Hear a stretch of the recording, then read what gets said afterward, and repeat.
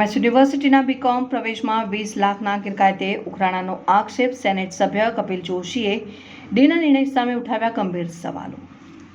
વડોદરાની એમએસ યુનિવર્સિટીની કોમર્સ ફેકલ્ટીમાં પ્રથમ વર્ષ બીકોમ પ્રવેશ પ્રક્રિયાને લઈને ફરી વિવાદ ઊભો થયો છે। યુનિવર્સિટીના સેનેટ સભ્ય કપિલ જોશીએ પ્રેસ વાર્તા યોજી કોમર્સ ફેકલ્ટીના ડીન પ્રોફેસર પ્રજ્ઞેશ શાહ સામે ગંભીર આક્ષેપો કર્યા છે અને કપિલ જોશીનો દાવો છે કે પ્રવેશ પરીક્ષાના નામે હજારો વિદ્યાર્થીઓ પાસેથી ગેરકાયદેસર ફી વસૂલવામાં આવી રહી છે, જેના કારણે અંદાજે 20 લાખ રૂપિયાનું ઉઘરાણું થયું છે। સાથે જ તેમણે પ્રવેશ પ્રક્રિયામાં પારદર્શિતાના અભાવ, SC/ST વિદ્યાર્થીઓ સાથે ભેદભાવ અને વિદ્યાર્થીઓના ભવિષ્ય સાથે ચેડા થયાનો પણ આક્ષેપ છે। એમએસ યુનિવર્સિટીના સેનેટ સભ્ય કપિલ જોશીએ જણાવ્યું કે FY બીકોમમાં અંદાજે 10,000 વિદ્યાર્થીઓએ પ્રથમ જીકાસ પોર્ટલ પર 300 રૂપિયાની નોંધણી ફી ભરી હતી। ત્યારબાદ કોમર્સ ફેકલ્ટી દ્વારા વધારાના 200 રૂપિયાની પ્રવેશ પરીક્ષા ફી લેવામાં આવી છે। જ્યારે આશરે 7,000 જેટલા વિદ્યાર્થીઓને પ્રવેશ અપાયો હતો, ત્યારે અલગથી પ્રવેશ પ્રક્રિયા લેવાની કોઈ જરૂરિયાત નહોતી તેમ તેમણે જણાવ્યું।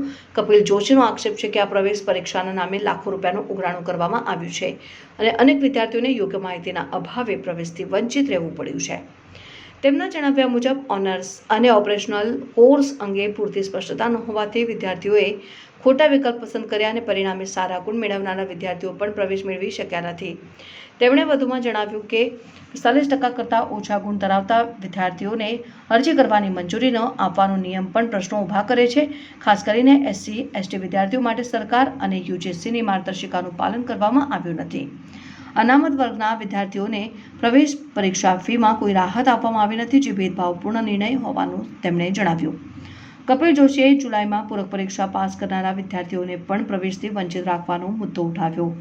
તેમણે જણાવ્યા મુજબ સરકારના નિયમો અનુસાર આવા વિદ્યાર્થીઓ માટે બેઠકો અનામત રાખવી જોઈએ, પરંતુ તે પ્રક્રિયાનું પાલન કરવામાં આવતું નથી।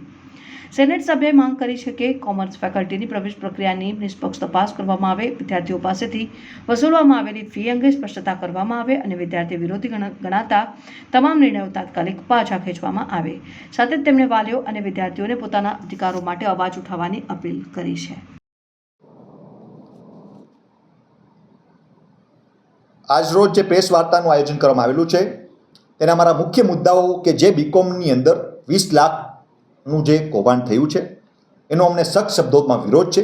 આખા ગુજરાતમાં કોઈ પણ જગ્યાએ FY બીકોમની એન્ટ્રન્સ એક્ઝામ લેવામાં આવી નથી, પણ જે રીતે તૂર મિજાજી આ પ્રજ્ઞેશ શાહ જે વ્હાઇટ કલર ગુંડો જે દાદાગીરીથી યુનિવર્સિટીની અંદર કોઈની પરવાનગી વિના આ જે એક્ઝામ ઠોકી મારેલી છે એનો અમે સખ્ત શબ્દોમાં વિરોધ કરીએ છીએ। કાંઈક મોટો ભ્રષ્ટાચાર થયો છે।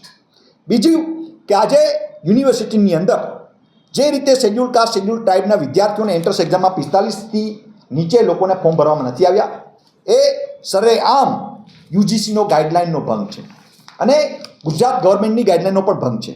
અહીંયા UGCના ગાઈડલાઇનમાં સ્પષ્ટપણે લખવામાં આવ્યું છે કે કોઈ પણ SC/ST કેટેગરીના લોકો માટે કોઈ રસ્ટ્રિક્શન પર્સન્ટેજનું હોતું નથી। ઇવન 2 લાખ વિદ્યાર્થીઓ હોય એ પણ આ યુનિવર્સિટીમાં એડમિશન લઈ શકે છે, પણ એની અંદર આજે ઘણી બધી જગ્યાઓ ખાલી હોવા છતાં પણ જે 22% રિઝર્વેશન સીટ SC/ST માટે છે એ લોકોને જે 45% નીચે છે એ લોકોને એડમિશન નથી આપ્યા।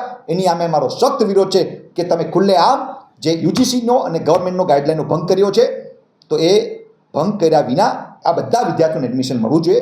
ત્રીજો મુદ્દો કે આજે જે યુનિવર્સિટીની અંદર આપણે ગુજરાતની અંદર જે ફર્સ્ટ સબ્જેક્ટની અંદર કે સેકન્ડ 2 સબ્જેક્ટની અંદર જે લોકો ફેલ થયા છે 12મા ધોરણમાં, એવા વિદ્યાર્થીઓને પણ પ્રવેશ પ્રક્રિયાની અંદર વંચિત ના રહેવું જોઈએ। જેવા 60થી 70% વાળા છે વિદ્યાર્થીઓને ફરીથી પોર્ટલ ઓપન કરીને કોઈ પણ એન્ટ્રન્સ એક્ઝામ લીધા વિના એ બધાનો પણ આ FY બીકોમની અંદર સમાવેશ થવો જોઈએ, એવી અમારી માંગ સાથે આજે હું સમૂહ માધ્યમો દ્વારા આ યુનિવર્સિટીના તંત્ર અને જીકાસને અને ગુજરાત સરકારને અમે માંગ કરીએ છીએ કે શેડ્યુલ કાસ્ટ શેડ્યુલ ટ્રાઇબના બધા વિદ્યાર્થીઓને એડમિશન આપવામાં આવે, એવી જ અમારી માંગ સાથે અમારી અહીંયા પ્રેસ વાર્તામાં સંપૂર્ણ કરું છું।